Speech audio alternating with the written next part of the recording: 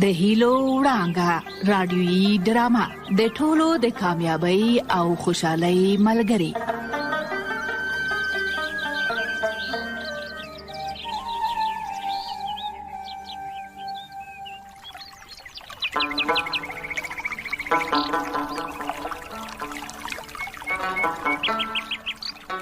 درنو دوستانو سلامونه، هیله ده چې روغ جوړ اوسئ.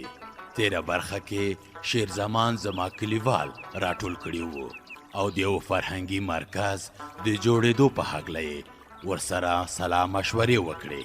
شیر زمان ویل چې دغه فرهنګي مرکز به د کلیو او ولسونو ترمنځ همغږي رامنځته کړي، څو ټول په ګډه د سیمې د خلکو ستونزې وارزوي او د حل لپاره یې هڅې وکړي. کلیوالو ورسره ومنله او دا چاره یې د ستونزو په حل کې ګټوره وبلله. شیر زمان ویل د خوشحال خیلو کلی یې ځکه لومړی انتخاب کړ چې د دې کلي اوسېدونکي غواړي چې ښه او هوسا ژوند ولري او تل د ښه ژوند لپاره هڅه او کوښښ کوي. نو څوک چې کوښښ کوي پایله یې تل مثبته وي.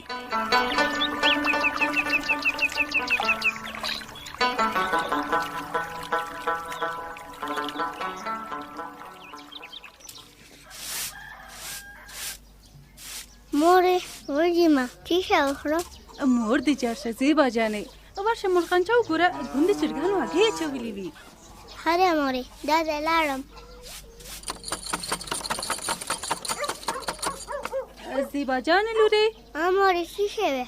ته وګوره چې دروازه کې څوک دي. ها مورې لاړم. دا څوک دی چې دومره وارخطا دی؟ خدای دې خیر کړي. یاره پر اختیا چې ته مصیبت دی، هر کار د انسان ته بلا جوړیږي. اوس له کوره نه راوځې څوکې وایي زیبا جانې دا ته پلار دې چېرته ده بچه؟ کور کې دی. هله لور جانې پلار ته دې غږ کړه. آفرین دا دې لاړم سمه ده. زیبا وزیبا دې خوا راشه شابسې، هله رامنډه کړه. دا دې راغلم. هله دې خوا راشه شابسې. دروازه کې څوک وو؟ اشکلا کاکا ویلې وی پلار ته غږ وکړه. ورشه ورته ووایه چې پلار مې په کور کې نشته. هله منډه کړه. دا دې سمه ده لاړم. وهمت چیرته غږ مې دې واورېده، ځان مه پټوه راوځه. لا حول ولا، ته خو ډېر سپین سترګی بني ادمې. ته صبر وکړه چې یو ځل دروځم بیا به ګورو. خیمه ته مصیبته سوچ راونیوځې که نه زه نه ځم. او که مجبوره شم ان کور ته در ننوځم. ته خو ډېر بې حیا سړی، ته دلته څه بلا غواړې؟ ته دومره سپین سترګی شوې چې اوس کور ته راپسې راځې. نو څه وکړم مصیبت خانه؟ تا مجبوره کړم چې کور ته درپسې درشم، که نه زه دومره نازوانه نه یم. ډېر تقریر مه کوه. کوم جرأت زما کور ته راغلی؟ ته نه پوهېږې چې دا زما سپکاوی دی؟ همته مصیبته تا کومه بله لار راته پرې نه ښوده. ډېر بد دې وکړه چې زما کور ته راغلی. ځه ورځه رنګ دې ورک کړه. تا ته وایم نازوانه زه در کره چای څکم، ستړیا مې باسم، تاوان مې اخلم او بیا درنه ځم. هغه وایي چا په واده کې نه پرېښودو، ده ویل چې زه ناوې سره ډوډۍ خورم، هم را سره دښمني کوي او هم مې کور ته راځي او په اوس زور رانه چای غواړي. ځه ورک شه. خوب نه راویښ شه مصیبته. او زه چېرته هم نه ځمه ګوره، پوه شولې؟ ډېر به مې نه پتنګوې که نه سیده ورندارې ته ورځم او ورته وایم چې مصیبت څه ګلان کرلي. او ښه سمه ده، ځه ته ژرندې ته ورشه، زه درپسې درځم. ځه په یو شرط دې پرېږدم چې پیسې مې راکړې، که نه بېرته درپسې راځم. او داسې خوشې دې نه پرېږدم. ښه سمه ده، هر څه چې کوې ویې که بیا. اوس لاړ شه چې بده خبره ده، شور دې جوړ کړی، دا ګاونډیان به مې څه وایي. ښه سمه ده، ډېر مه ګړبېږه. دا دی اوس به لاړ شم. ځه بیا به ګورو.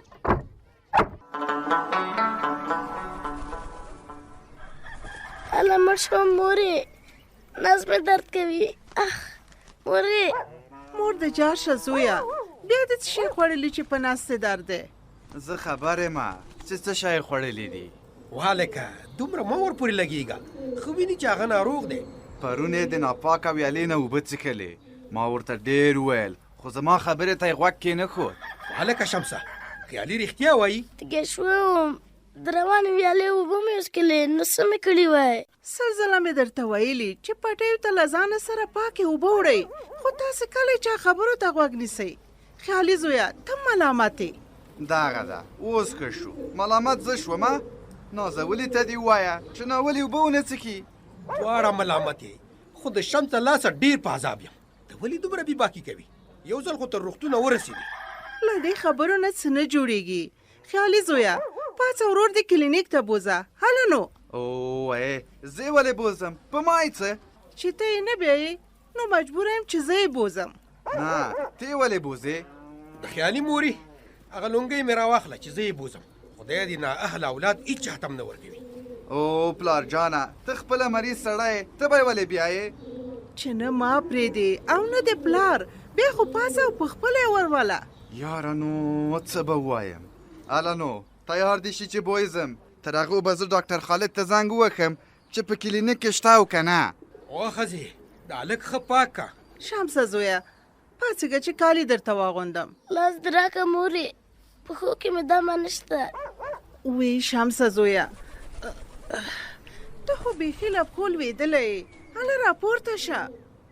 ولکې پاڅه ګوزان خو نه یې وښلی، خوار شي څنګه پروت ده راته. خدای دې نه کي خوله دې سمه خوځوه، دښمن دې ګزاڼ ووایي. شمسه جګ شه چې ناوخته کېږي، بیا به کلینیک کې څوک هم نه وي. اخ تللی نه شم، لاس مې خوشې که. بس ماته یې پرېږدئ. خیالي څو پورې تم ځان تیار که. سمه ده مورې زه تیار یم. یو خو شمس هېڅکله هوښیار نه شو. غټ سړی دی او ناولې اوبه څکي. وی مورې نس مې درد کوي. په دغه ځای کې کښېنه. آفرین. ته ودرېږه مورې. دا دی کښېنستېدلم. صبر چې لوټکه کې اوبه واچوم. هغه صابونداري ځان ته نږدې که. شابسې لاسونه دې راکه. دا اوبه څومره سړې دي. وی نس مې وایي.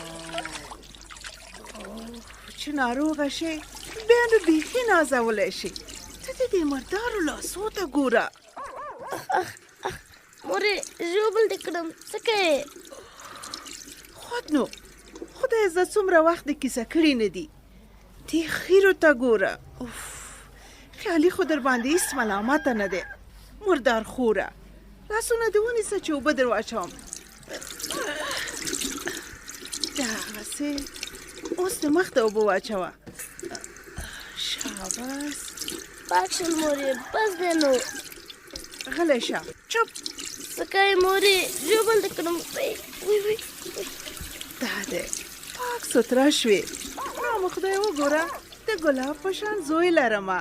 شمسه زویه په ځان دې ظلم مه کوه، پاک او سوتره ګرځه. څه شوې مورې؟ څه پې کوې؟ پوستکی ترې نه وباسې. زه تیار که چې ډاکټر خالد موږ ته په تمه دی. دا د خلاص شو زویه. شمسه زه چې لالا دې ورخطا دی. هله مخکې شه.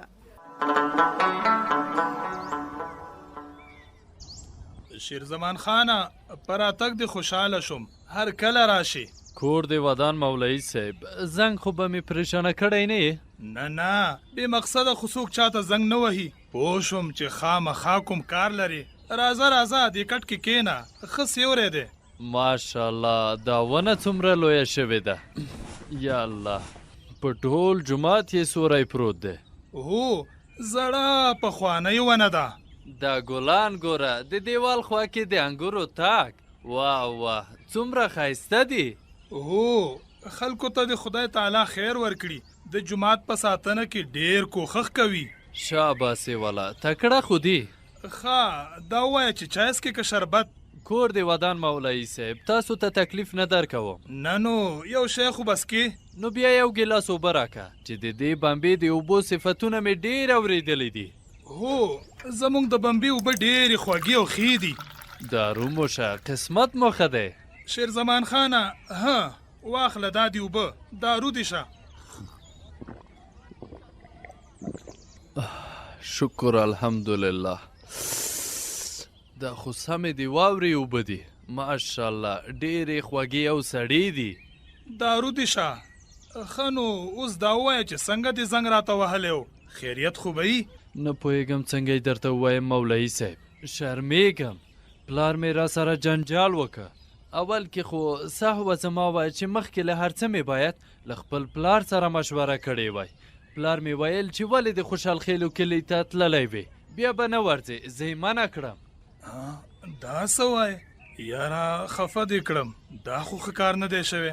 غلطي زما وه، ما باید اول له خپل پلار سره مشوره کړې وای. خو تا به د پلار پوه کړی و چې دا مرسته د خیریه ټولنې لخوا کیږي، نه ستا. نه مني مولوي صاحب، هغه وایي چې ولې دې په خپل کلي کې مېلمستیا جوړه نه کړه چې پردي کلي ته لاړې، خوشي بانې جوړوي. ښه نه دي شوي، بد کار شوی دی، نو اوس چاره څه ده، باید څه وکړو؟ مولوي صاحب زما نظر دا دی چې د اوس لپاره به د خیریه ټولنې کارونه بند کړو. زه بیرته ځم او له هغوی سره پرې مشوره کوم او بیا تاسو ته هم خبردار کوم. ښه خبره ده، موږ به ستا د احوال په تمه اوسو. بالکل سمه ده.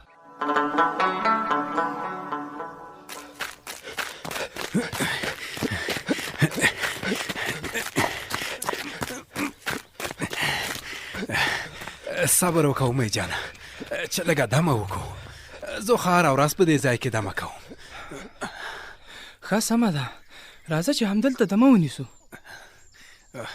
امیده یادېږي دی چې اوله ورځو کې به ډېر ستړي کېدو، اوس مو ساه پخه شوې ده، داسې ښکاري چې ورزش مو ښه نتیجه ورکړې ده. سنګینه ډېر ورزش مو وکړ، خود به نتیجه ورکوي. هر سهار څومره ډېره منډه وهو. هو نو کوښښ هر وخت کې ښه نتیجه ورکوي. بالکل همداسې ده، ورزش ښه شی دی. امیده یوې خبرې ته دې پام دی؟ کومې خبرې ته سنګینه؟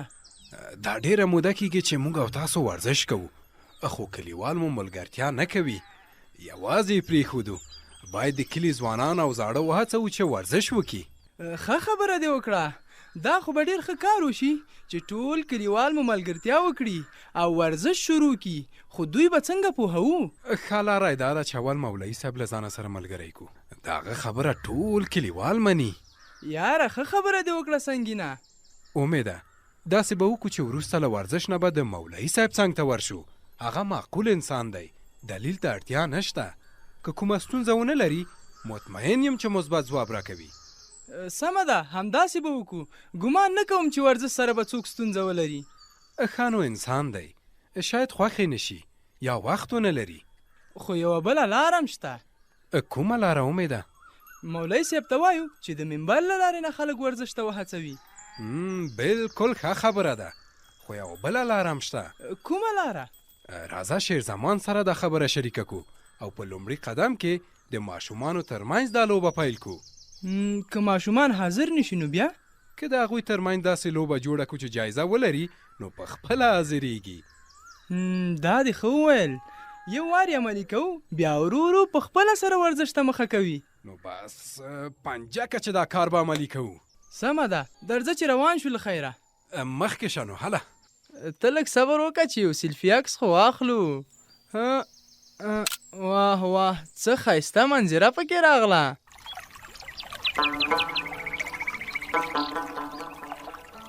درنو اوریدونکو، تاسو به په ډرامه کې اوریدلی وي چې شمس د ناپاکو اوبو د څښلو له امله ناروغ شوی و او ورور یې کلینیک ته بوته.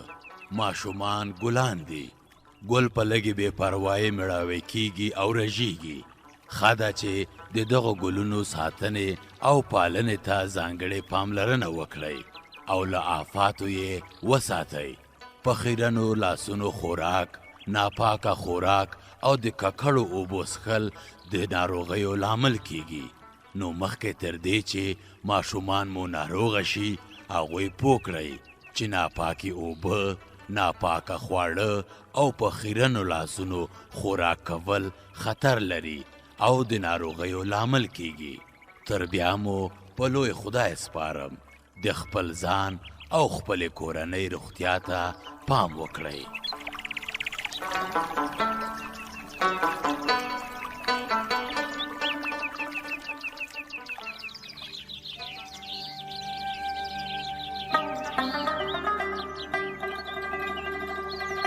د هیلو وړانګه رادیويي ډرامه د ټولو د کامیابی او خوشحالۍ ملګری.